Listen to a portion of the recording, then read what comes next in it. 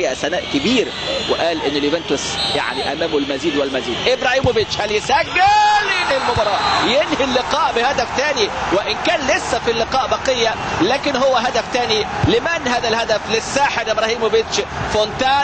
فونتانا احيانا السحر يعني والخدع السحريه لهذا اللاعب ابراهيموفيتش.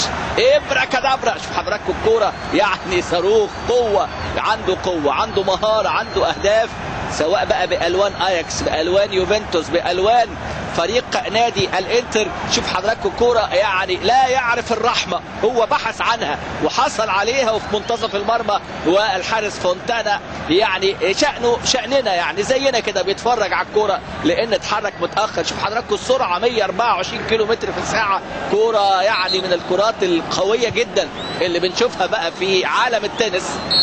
شوف الضربات الساحقه في الشوط الثاني. شوف حضراتكم الكوره وصعبه الحقيقه، يعني احنا انتقدنا حدث فونتانا، الكوره قريبه جدا.